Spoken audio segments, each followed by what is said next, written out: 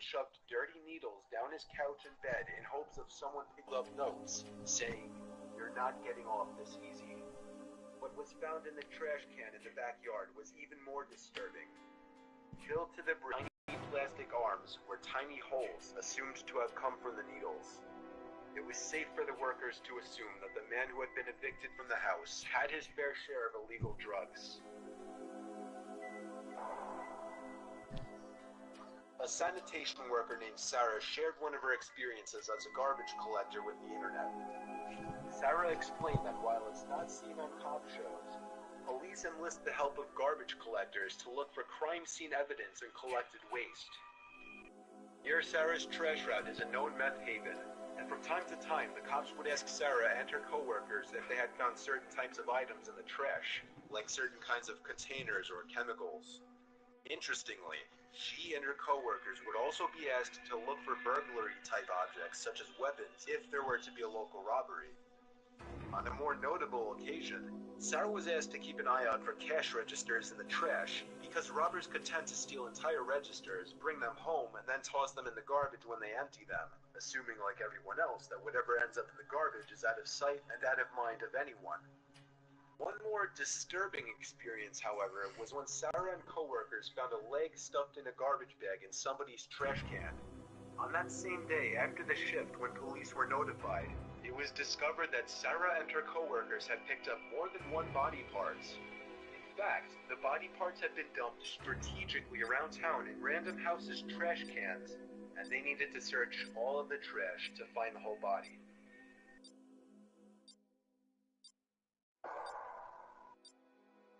A Reddit user named Georgie P, who happens to be a garbage man, who has a number of posts relating to sanitation work, shared his story in a Reddit post asking garbage men what was the most disturbing things they found in people's garbage. Georgie works in North Carolina, and he explained that despite what people may think, garbage men are nosy and do like to peek a bit through people's garbage bins before dumping them into the trucks. Well, one particular day when he did that at a corner house in Winterville, North Carolina, he found a white, half-sealed plastic bag, and through the open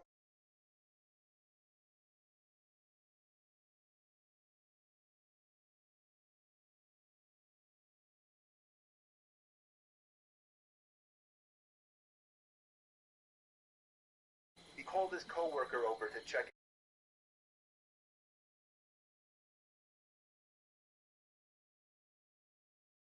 Most of them seem to have been taken without the girl's knowledge.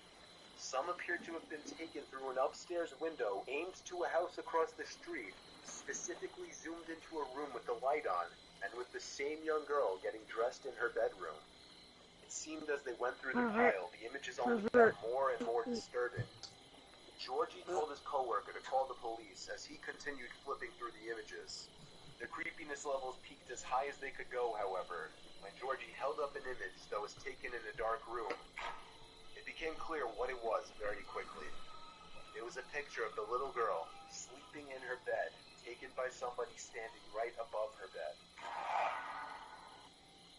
The owner of the house was home, and he was arrested that same day and possibly charged with stalking of a child pornography, since some of the images captured the young girl while she was nude, and breaking and entering. This last mention on this list is called Franklin Cornish worker. I work as a garbage man in Manchester. Years. Was that so real? I've seen all of the weird shit. This can't be real. Or at least I thought I did before this. It was a day like any other. The shift was going as quick as could be expected, and there wasn't a cloud in the sky. The truck emitted its ear-piercing shriek as it came to a stop. The sound I'm beyond used to, which signaled when I needed to hop off the truck and chuck the unwanted waste inside yet another plastic container into the giant pungent truck that has become a part of my life. However, at this one particular house, in this one particular container, was a Lenovo laptop. I picked it up, and it seemed to be in pristine condition, besides the grease and the little pieces of food that it had collected from sitting in a garbage can. But rubbing it off with my heavy work shirt, it was about as good as new. I naturally took a look at the house to see if the owner saw me take their laptop. And to my surprise, there was somebody standing by the window behind the partially open curtains. He was kind of peeking at me as if he didn't want me to see him. It was actually quite disturbing. Now I felt weird taking the laptop, so while still holding it, I took the garbage can and dumped it into the truck, while pretending to do the same with the laptop. Instead, however, I placed the laptop on the back platform of the truck, returned the plastic pail to the curb, knocked on the side of the truck, and we moved along to the next house. That was where I handed my driver the laptop to hold on to. As I picked up the can at the next house, I noticed the guy from the previous house coming out to check his empty pail, and then turning to me and walking over to me. I returned the favor and met him halfway, and he just cut straight to the chase and asked me if I took his laptop.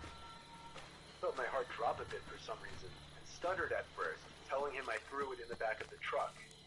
What he asked me next shocked me. He asked if he could check the back of the truck to look for the laptop.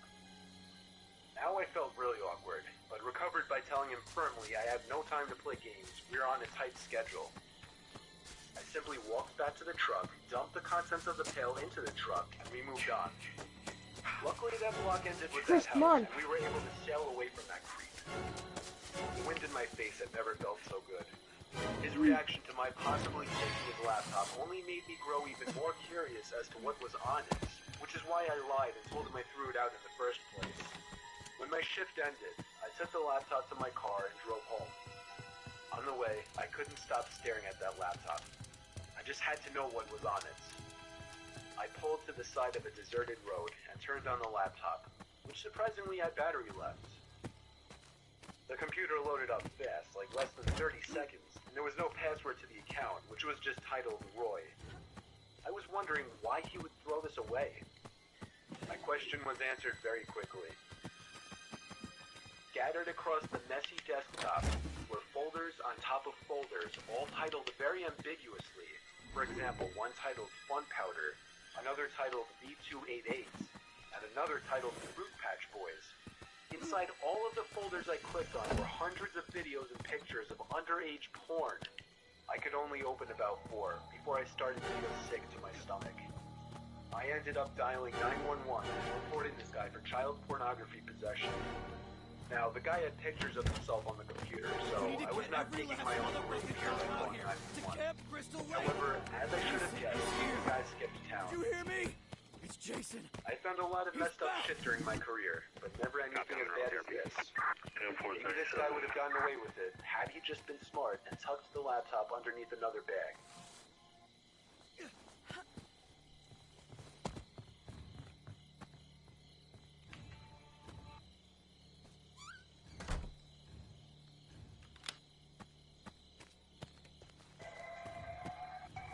Chris, where are you? With police being the front lines of investigating everything out of the ordinary, it's no surprise they'll come across some disturbing things. Some of the findings on this list are weird, some shocking, and some just disturbing. So, here are 6 disturbing police discoveries. Number 6. Oh, hi.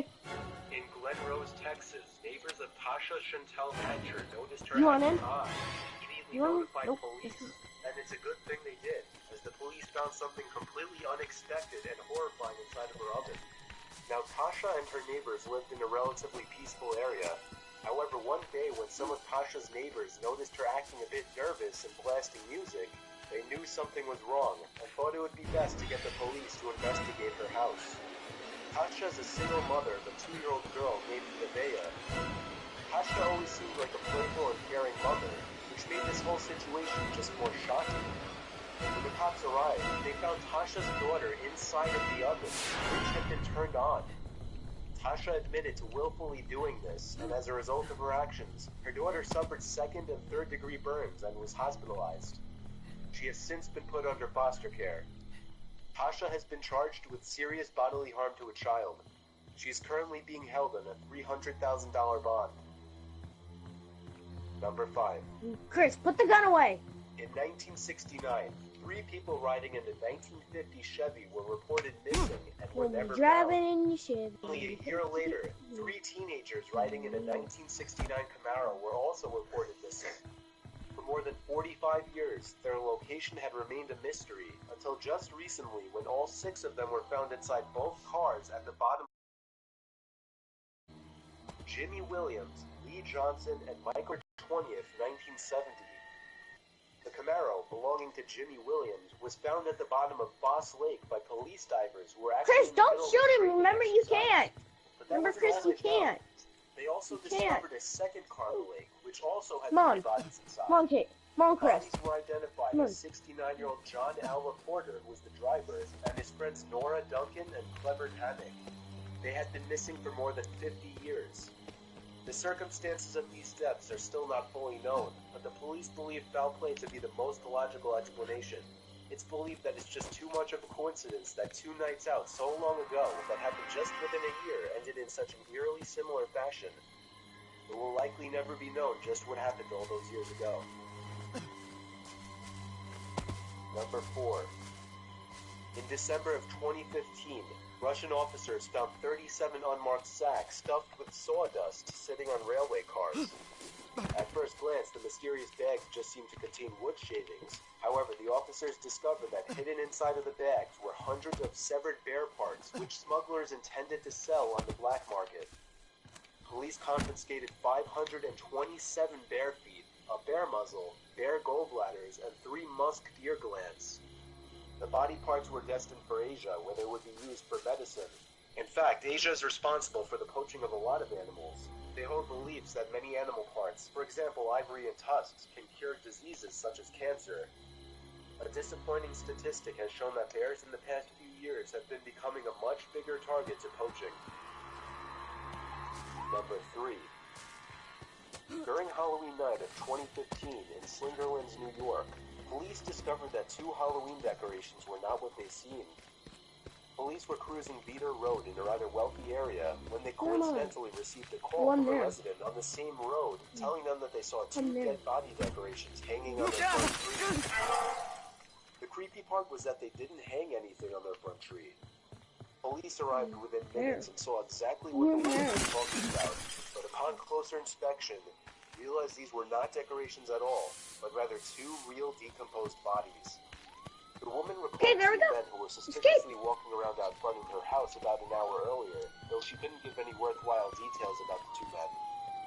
It's unknown if these 2 men the woman mentioned were responsible for this, who these dead bodies belonged to, if and why these 2 men killed them, and why they targeted her house. Number 2. In 2014, there was a Reddit post asking people about their scariest experiences as a police officer. A Redditor whose account has since been deleted replied to the post, explaining a situation he and his partner for the night had encountered. There was a call to inspect an air vent at an elderly woman's house, as she suspected there had been an animal or something up there, as a large part of the vent in the living room was caving down as if something were in there. She had just gotten back from a vacation that day with her daughter to find this. It was a slow night and they were the closest to the house, so they were instructed to check it out. Stepping into the house, they could immediately smell a foul odor filling the air in the house, an odor the old woman said she couldn't smell. The old woman showed the officers the specific air vent where she saw the odor. The vent cover was very large and old-fashioned. It had 4 big screws that kept the cover on. The smell was most unbearable by this vent. The cops knew something was dead inside of there. They undid the screws and shined a light into the vents. They were disturbed, not to see a dead raccoon or something they were expecting, but rather a dead person. They had a hard time dragging the body out as it was stuck in the narrow duct, but they were soon able to get him out and identify him. He was a bald black man. I got him, I got Jason. Black hoodie, I got Jason. Undershirt underneath, denim jeans, and brown work boots. He had a knife tightly gripped in his stiff fingers, which the cops assumed was meant to harm the old woman. This duct led to an air vent outside, which is how the man was able to get out in the first place. Yes! Escaped twice in a row! For days in the summer heat. Ouch! I escaped twice in a row. One was the Tucker and one was Tony. I escaped twice in a row. On September 12, 2015, a disturbing 48-year-old Swedish doctor Chris, no! drugged a woman into Alex, Chris was the only one killed. Chris was the only one killed. The woman continued to endure rape and physical harm for a few days until September 18th, when the doctor drove her back to her home, 350 miles away. Mommy is proud.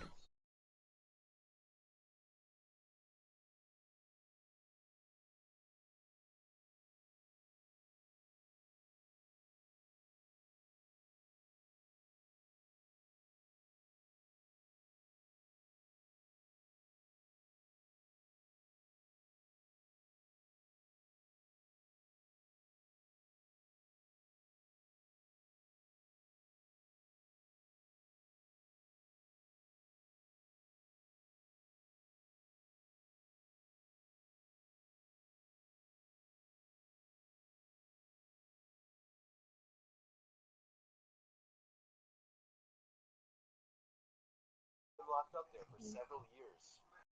It's also believed that he was planning on doing this for years. Clearly built this bunker for the sole purpose of keeping one or more victims captive. Friends of the doctor were shocked and couldn't believe he would do something like this. He was described as helpful and polite. The exact sentencing for this doctor is unknown, but it's certain he'll be going away for a long time. As a little bonus book, here's an interesting story. A snorkeler called the emergency services after spotting what he thought were human remains at the bottom of a lake. Police sent someone from their diving crew to investigate. Took a camera down there to record the remains, and found two bodies sitting upright in plastic garden chairs and appeared to be having a tea party. One of them held this sign that read, "Bernie living the dream in the river." While the figures looked very real from a distance, upon closer inspection the diver realized that they were plastic figs planted by scuba divers as a gag. If they were real, this would have made for a pretty horrifying find. Feel free to follow me on Twitter, like me on Facebook. Chris, I'm in your Friday the 13th party. Look for a match.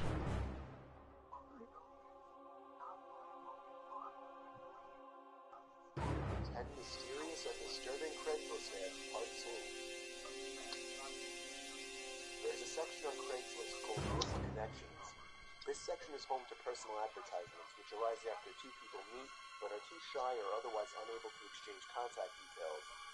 Like everywhere else on the website, weird things are posted in this section, such as this ad. The ad was posted by an anonymous man who seemed to be stalking a young boy. He said in the ad, "We've met on several occasions. Well, we haven't formally met, but I've seen you. You like to wear that Mets hat a lot. I love the Mets. If you like daddies, hit me up." The post actually included two photos of the boy on candid camera, one in a grocery store and one outside in a seemingly wooded area. The boy looked to be no older than 14. The ad was taken down the same day it was posted. This screenshot was captured by Raymond Young. This ad was posted in January of 2014 in Australia during a major heat wave. Temperatures were reaching up to 114 degrees Fahrenheit in certain regions, so this ad probably seemed like nothing but a miracle at first glance. The ad offered free ice cream to anyone in the area, claiming they were doing it out of Christian courtesy. The ice cream truck would be parked in a location that would only be disclosed to people who contacted the poster. One person did end up contacting the poster of the ad, and was told to meet at a certain parking lot outside of Kings Park. The boy and his brother who answered the ad, who said they arrived partially just to see if it was legit or not, did find the ice cream truck in the parking lot, but two police cars were also parked alongside it. It turned out the ice cream truck was stolen.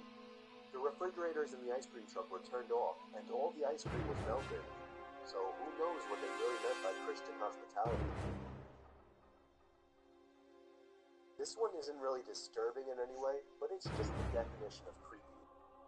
This was an ad posted by a 26-year-old asking for a female roomie whom he would waive the rent for, only if they were willing to create some kind of relationship out of it. And being that this was a guy posting on Craigslist, proud of his openness of his intentions, it's likely he may have wanted more than just a relationship, but also maybe some immediate services. In fact, there's actually a bunch of these desperate, creepy posts offering free housing for young ladies, asking for a relationship, or open mind in return. In July of 2015, the FBI arrested 39-year-old Nathan Bryan for allegedly trying to solicit children for sex by advertising his babysitting services on Craigslist. Federal investigators suspected that Bryan was using these ads for access to kids, though this wasn't enough to prove that he was guilty of anything. So the FBI posed as a father who was offering their child for sex on Craigslist, and that's when they were contacted by Bryan, warranting his arrest. This was one of Bryan's many Craigslist postings where he advertised his babysitting services. It may not seem too devious on its own, but knowing who was behind this listing is what makes it truly horrifying, and that any other listing like this one could have been created by someone with completely masked intentions. This is Richard Beasley, a man who's been sentenced to death for the murder of 3 men who responded to an ad list on Craigslist for a non-existent job. He was also convicted of the attempted murder of Scott Davis, a man who answered the Craigslist ad who was then shot in the arm while escaping from Beasley. This is the only screenshot that could be found for this specific ad that Richard posted. The ad said, "Wanted, caretaker for farm. Simply watch over a 700-acre patch of hilly farming and feed a few cows. You get $300 a week and a nice 2-bedroom trailer. Someone older and single preferred, but will consider all. The location is a must. Must have a clean record and be trustworthy. This is a permanent position. The farm is used mainly as a hunting preserve, is overrun with game, has a stocked 3-acre pond, but some beef cattle will be kept. Nearest neighbor is a mile away. The place is secluded and beautiful. It will be a real getaway for the right person. It's a job of a lifetime. If you're ready to relocate, please contact ASAP. Position will not stay open." 3 out of the 4 men who answered this ad were shot dead by Richard. This is another missed connections post seeking a younger, unknowing individual. This one is much more disturbing, however, as the poster, or stalker rather, has the young girl's address. He even posted a picture of the 14-year-old girl's house. In the post, he wrote, "Know me yet, but I've been watching you these past 2 weeks. You are a beautiful young girl who needs to be taught certain things. And I can teach you those things. I can give you all the money you could want, and much more. I can promise you nothing but an amazing life if you choose to run away with me." The rest is just both his and her personal info. Now this ad was screenshotted by a few people before it was flagged enough times to be removed. I couldn't find any more details, such as if the family was made aware of this, if the man who posted the ad was found, or even if it was just some kind of prank. This ad was posted on June 10th, 2014, under the free stuff section. It advertised a free couch in good condition that would be put out on the curb at around 10 o'clock at night. In a normal neighborhood, this would seem like a lucky find. However, this ad was posted in one of the worst areas in Detroit, and one of the most dangerous times to be wandering the streets. Not to mention that anyone living in the area the ad was posted in would be looking to earn every penny possible off of it. This was simply a screenshot of the ad taken by someone who came across it and fell victim to this. But this ad just had too many red flags about it, and for that reason it was an obvious trap. Most likely a gang or some kind of group of people were waiting for an innocent victim to rob, or do who knows what with. Okay. This Craigslist post was the alleged confession of a murderer who was gloating about his first killing to the people of Tulsa, Oklahoma on Craigslist. He said, "I was wanting to thank Tulsa for letting me have my first kill. It all started here, so I was thinking it should also be my first. I was nervous as hell, but I will get over it. It was a stranger on stranger, so the police will have a difficult time. It will not be my last, though. Thinking about going to Oklahoma City for the next." Now, this wasn't the only ad of its kind to pop up. In fact, there was a second one that police did not release a screenshot for, which allegedly shows a picture of the dead victim's body and the poster gloating over his second killing. This one allegedly took place in Stillwater, Oklahoma, and while it doesn't exactly mention an actual link to the first post, it seemed like just too much of a coincidence. Tulsa police are still looking into this to see if this was just some kind of sick prank, or if there really is a new Craigslist killer in the making. This is a rather strange ad posted by a young man looking for a roommate. When visitors to the ad would be greeted by this picture of what looks like something taken from a likely would not take this ad very seriously, and would never be ready to pick this guy up on the offer.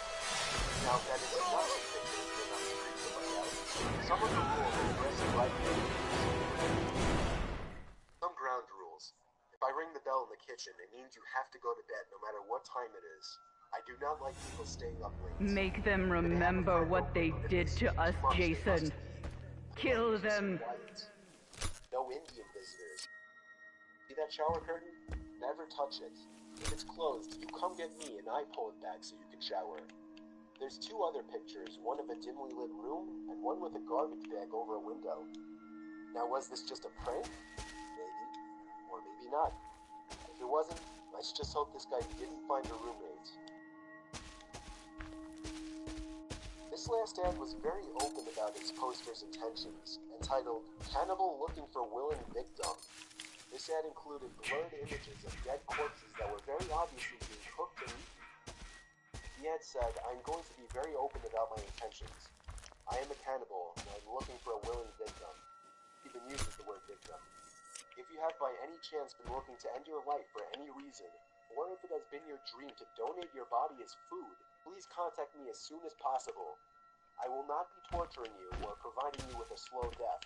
Think of this as a suicide that will be benefiting somebody else. Well, that has completely destroyed my faith in humanity once again. I think I'm gonna go watch cat videos now. Welcome back. Today we're looking at 10 of the most disturbing ads ever posted on Craigslist. This first ad was a fake job offer. It was titled, "Looking for someone young to clean out basement back room." The description was hi there.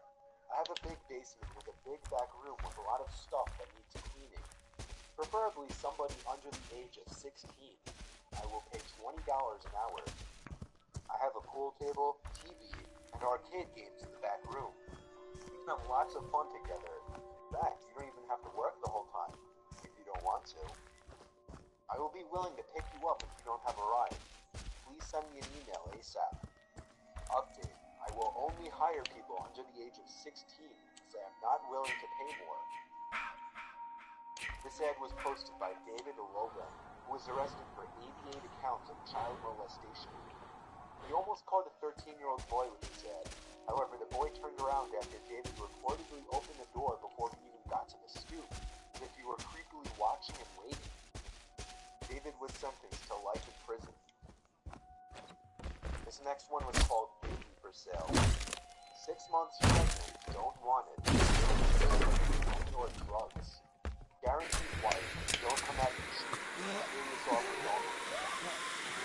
Soon, a woman posted this ad, offering to trade her unborn child for money or drugs. Police in Atlanta received hundreds of complaints about the ad.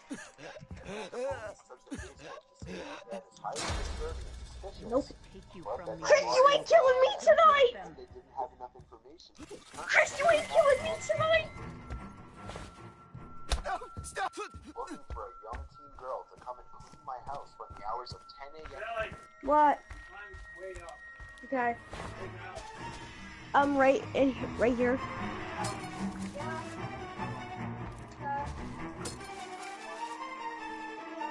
Chris, I gotta go. Chris, I gotta go.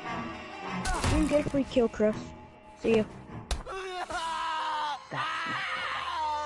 Hunt them down and make them pay.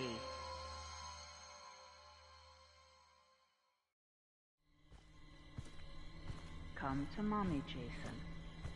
Come to mommy.